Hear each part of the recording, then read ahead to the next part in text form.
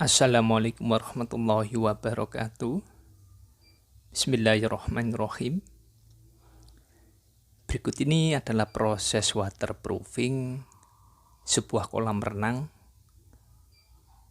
dengan ukuran yakni 4 meter dikali 12 meter dengan kedalaman 1,25 meter. Kali ini kita akan membahas dan melihat proses waterproofing kolam renang tersebut agar tidak terjadi kebocoran pada kolam renang hingga mengakibatkan airnya berkurang. Bagaimana kelanjutannya?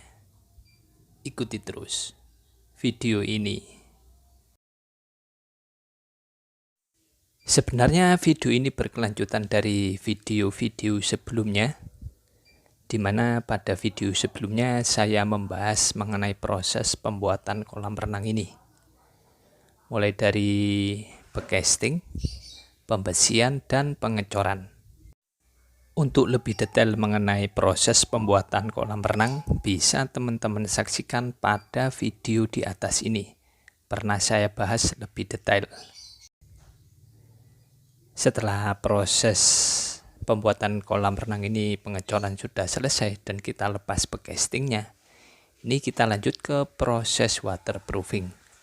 Namun sebelumnya ini kita bersihkan dulu kolam renangnya. Ini sehabis terkena air hujan dan juga banyak kotoran di kolam renang. Jadi harus kita bersihkan. Wajib kita bersihkan.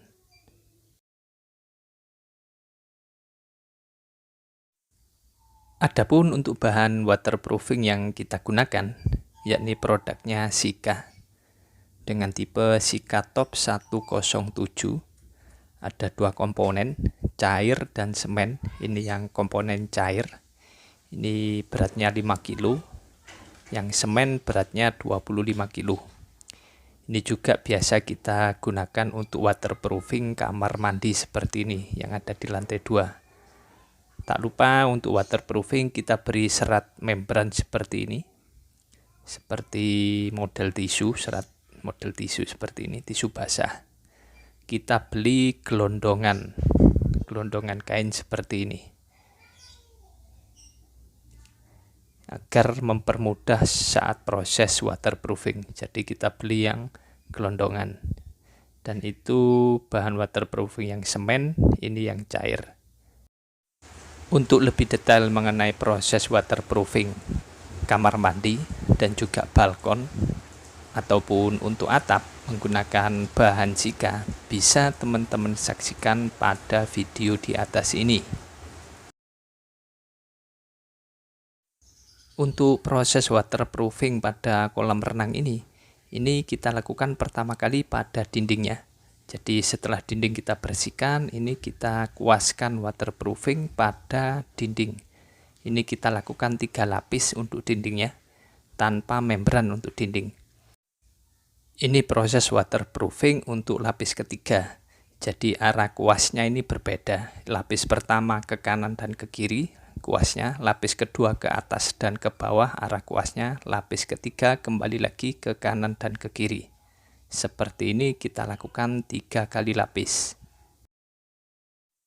Setelah proses waterproofing pada dinding selesai, sekarang kita lanjut proses waterproofing pada lantai kolam renang tersebut. Ini bisa teman-teman saksikan proses pelapisan waterproofing untuk layer pertama atau lapis pertama. Ini kita kuaskan pada seluruh permukaan lantai kolam renang seperti ini. Lapis pertama ini kita biarkan kering biar masuk pada pori-pori lantai beton kolam renang. Biarkan saja sampai kering untuk lapis pertama. Ada juga pernah saya menggunakan teknik yang lain, yakni untuk lapis pertama ini kita kuaskan pada lantai kolam renang, sedangkan lapis pertama belum kering, sudah kita beri membran atasnya.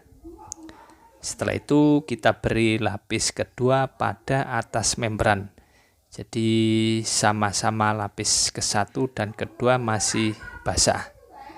Lalu kita tunggu sampai kering, biarkan 1 hari, lalu besoknya kita kuaskan lagi untuk lapis yang ketiga. Pernah saya gunakan teknik seperti itu. Sedangkan yang ini tekniknya lapis pertama kita kuaskan pada lantai kolam renang, biarkan meresap pada pori-pori lantai kolam renang, biarkan kering, kita tunggu 1 hari, semoga tidak hujan. Setelah itu keesokan harinya baru kita beri lagi lapis kedua.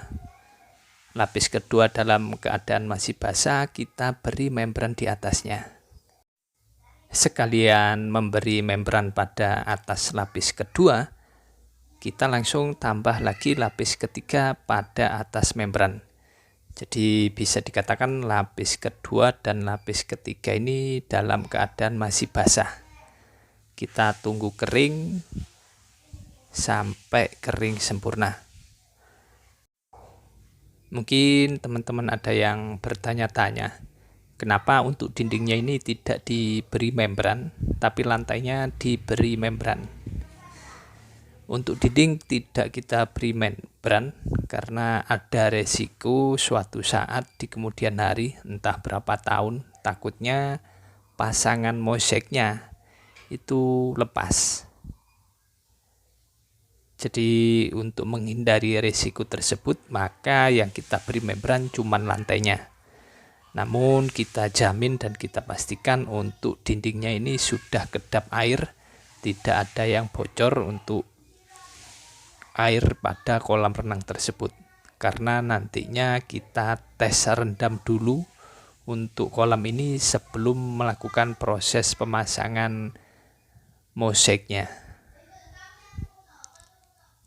Jadi ini kita pastikan untuk dindingnya ini sudah kita waterproof minimal 3 lapis.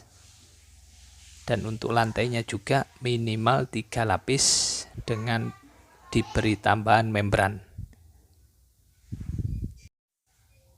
Mungkin teman-teman ada yang bertanya-tanya, apakah untuk waterproofing kolam renang, toilet, balkon ataupun atap harus menggunakan merek Sika? Tentu tidak, bisa menggunakan merek yang lain. Yang terpenting saran dari saya, untuk waterproofing yang langsung di atas beton ini baiknya yang menggunakan bahan dasar semen. Jangan menggunakan bahan dasar cat. Jadi yang di atas beton langsung seperti ini harus menggunakan bahan dasar semen. Kecuali kalau sudah diplester dan diaci, baru bisa menggunakan yang bahan dasar cat. Tapi kalau untuk di permukaan beton langsung, baiknya menggunakan bahan dasar semen. Untuk merek banyak sekali selain Sika.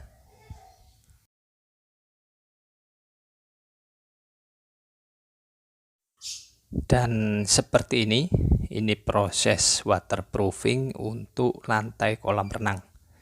Jadi lapis pertama ini sudah kering, kemarin kita lakukan. Ini untuk proses lapis kedua. Jadi lapis kedua ini nunggu lapis pertama kering.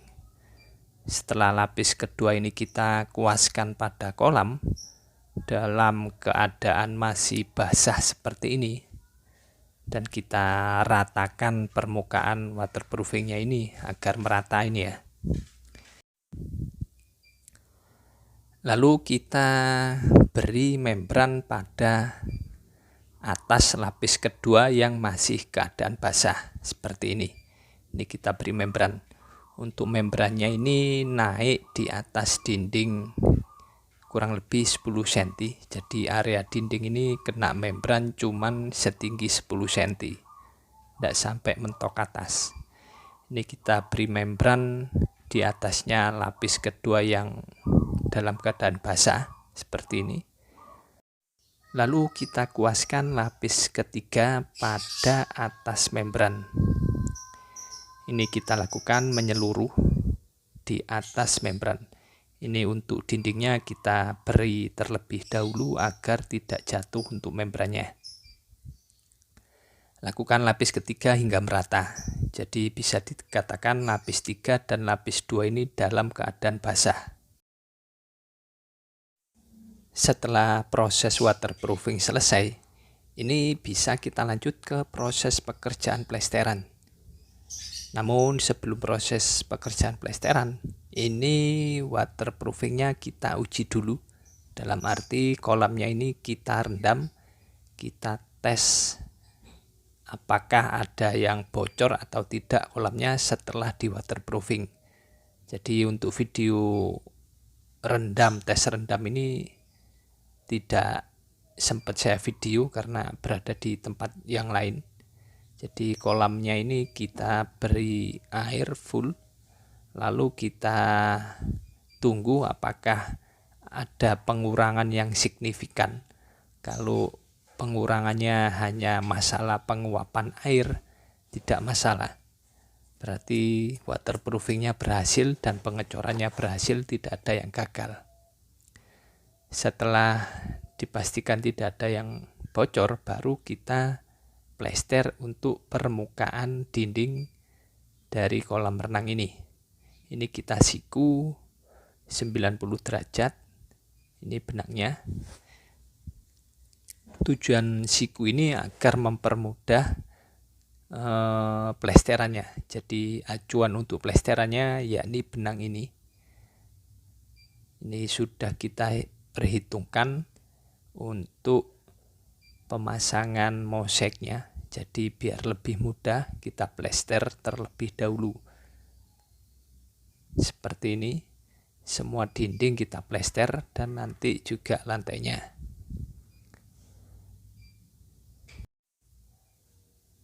Setelah kita plester penuh dindingnya keliling dan juga lantainya, nanti bisa kita lanjut ke proses pekerjaan pemasangan mosaik kolam renang.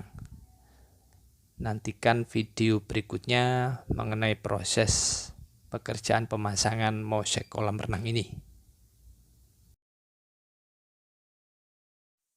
Demikian proses waterproofing pada sebuah kolam renang dengan ukuran kolam renang 4 meter dikali 12 meter dengan kedalaman 1,25 meter. Terima kasih telah menyaksikan video ini. Semoga bermanfaat.